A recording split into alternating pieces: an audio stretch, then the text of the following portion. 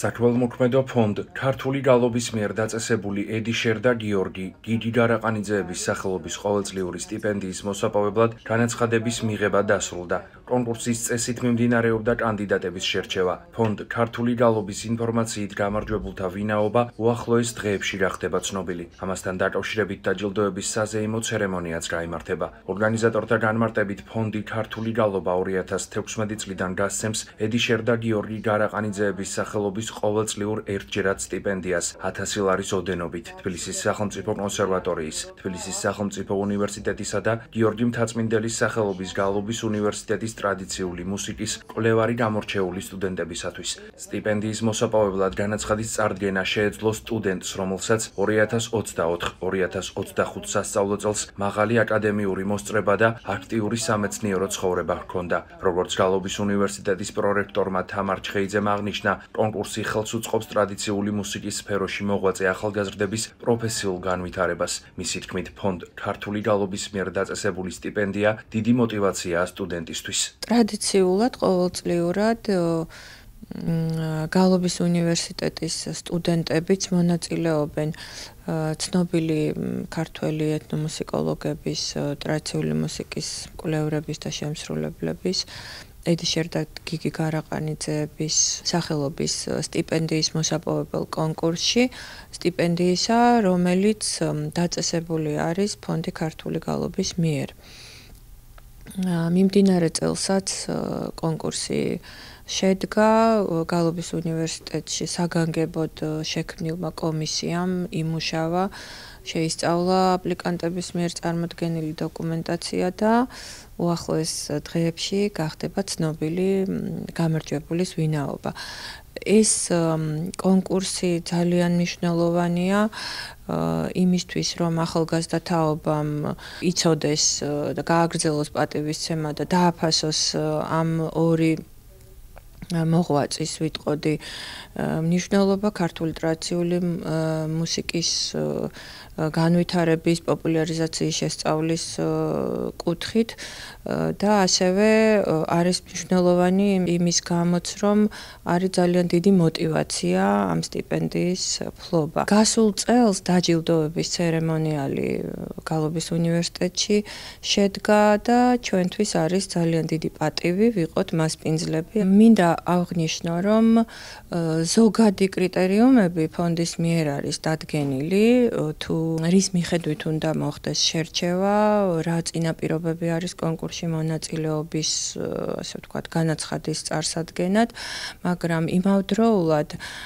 თავად დაწესებულებას აქვს სივრცე დატოვებული იმისთვის, რომ სპეციფიკიდან გამომდინარე დააზუსტოს ეს კრიტერიუმები, ეს ვფიქრობ ძალიან მნიშვნელოვანია, ვინაიდან მაგალითად ჯავახიშვილის უნივერსიტეტში უფრო კვლევითი მიმართულებით სტუდენტების აქტივობაზე ხდება ყურადღების გამახვილება, ხოლო ჩვენ თვითონ პროფილიდან გამომდინარე, როგორც კვლევითი, ასევე საშემსრულებლო შემოქმედებითი მიმართულებაც არის მნიშვნელოვანი კრიტერიუმი კონკურსანტების შეფასების პროცესში. ამიტომ უნივერსიტეტებისთვის ამ ასე ვთქვათ, გარკვეულად თავისუფლების მიცემა ფონდის მხრიდან არის ასეთი მნიშვნელოვანი და მადლობა ფონდს ამისთვის.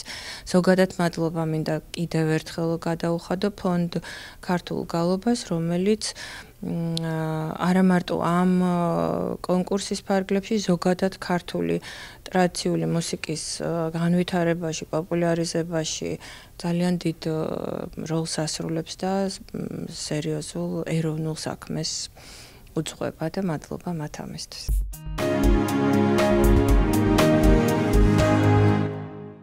ქუთაისის ლადო მესხიშვილის სახელობის დრამატულ თეატრში ქართული კლასიკური მუსიკის საღამოების ფარგლებში გალა კონცერტი გაიმართა.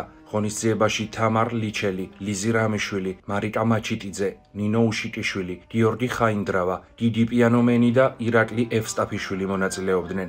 კონცერტი საქართველოს კულტურის სამინისტროს მხარდაჭერით გაიმართა. შეგახსენებთ, რომ ცნობილმა ქართველმა მუსიკოსებმა ქუთაისის სამუსიკო სასწავლებლების აღსაზრდელებისთვის მასტერკლასებიც გამართეს. აღსანიშნავია, რომ ქართული კლასიკური მუსიკის საღამოები მაისის თვეში დაიწყო. ორგანიზატორთა განმარტებით ღონისძიებები დეკემბერში თბილისის სახელმწიფო კონსერვატორიაში გალა კონცერტით დასრულდება. ქართული კლასიკური მუსიკის საღამოების დამფუძნებელი და სამხატვრო ხელმძღვანელი გახლავთ პიანისტი თამარ ლიჩელი. აი ამ სიხარულმა და ბედნიერებამ, რაც ამ კონცერტს მოყვა, სრულიად განეიტრალა ის სირთულეები, რაც ახლავს ზოგადად ამ ხელა პროექტის და ასეთი მასშტაბის კონცერტის ჩატარებას. წელს ქართული კლასიკური მუსიკის საღამოებს დაემატა მასტერკლასების შეხვედრები ახალგაზრდებთან, რაც მე ვფიქრობ, რომ არანაკლებ მნიშვნელოვანია იმაზე, რომ ვატარებთ კონცერტებს. რა თქმა უნდა, უღმესი მადლობა მინდა გადავუხადო საქართველოს კულტურის სამინისტროს, რომელიც მხარდამჭერია ჩვენი პროექტის დაარსების დღიდან და ძალიან დიდი მადლობა ქუთაისელ მსმენელს, რომელმაც ძალიან დიდი ჩვეული სიტყვოთი მიგვიღო. ძალიან ბედნიერი ვარ, მოხარული ვარ, რომ დღევანდელი დღე ძალიან წარმატებით ჩატარდა ჩემს მშობლიურ ქალაქში. მე ვფიქრობ, რომ მსგავსი პროექტები და მსგავსი კონცერტები, მსგავსი ღონისძიებები, როგორც ეს პროექტი გახლავთ, ძალიან მნიშვნელოვანი არის ჩვენი ქვეყნისთვის და ძალიან კარგი იქნებოდა, მოხარული ვიქნებოდი თუ ამას კიდევ გაგრძელება მოყვება და კიდევ მომავალშიც გვექნება მსგავსი შესაძლებლობა, რომ გავუზიაროთ მსმენელს, მაყურებელს ქართული მუსიკა. დიდი სიხარული, სიყვარული მოდიოდა დარბაზიდან. თვითონ ეს პროექტი არის გრანდიოზული, იმიტომ რომ ასახავს მთელ საქართველოს კომპოზიტორებს, მის ქმნილებებს და უტოვებს მომავალ თაობას და ჩვენც ვართ მონაწილეები, რომ აი ეს რაღაცნაირად შემოუნახოთ ახალ თაობას და გავაცნოთ. დღევანდელი კონცერტი თქვა ძალიან ბედნიერი. დღეს ასმაგად ბედნიერი ვიყავი, რომ მე რეზო ლაღიძის განთიადი შევასრულე. ძალიან დიდი მადლობა პროექტს, ორგანიზატორებს, ვინც ამას გვერდში უდგას და თითოეულ მონაწილეს.